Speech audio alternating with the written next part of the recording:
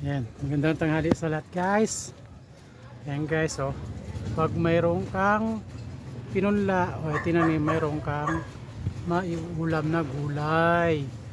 Yan guys, oh. Nabawasan ko na yan guys ng 4 na piraso noong nakarang araw. Hindi ko lang na po na i-video. Last session po na i-video yung unang pitas ko. Yan guys, ngayon guys, oh, diba? Ayos ba guys? Panalo ba guys? Isang puno lang yan guys. Isang puno ng talong. So, diba? May tuturta na tayo guys bukas. O kaya mamayang gabi guys. Yan guys, oh. Diba guys? Panalo guys, no?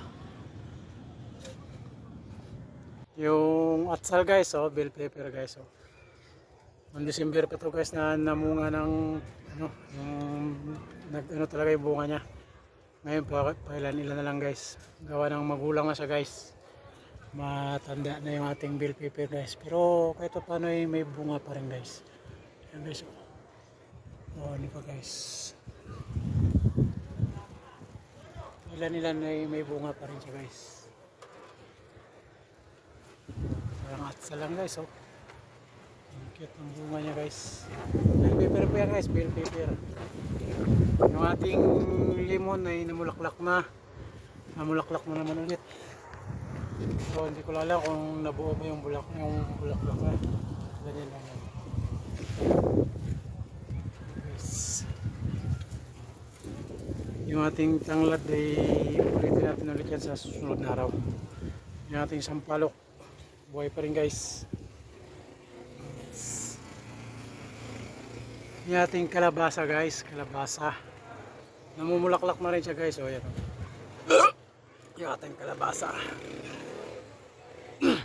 Yung ating alugbati. Ngayon. Alugbati. Kalabasa. Yung ating ampalaya guys. Ay nakakuha tayo ng isang piraso lang guys. Isang piraso lang yung bunga niya. Nagbunga siya ng isang piraso lang guys. Yung ating sili. Siling violet pag hilaw at red naman pag hinog. Yan guys. Diba? Red, violet. Purple na sili. Yan ating arwaka.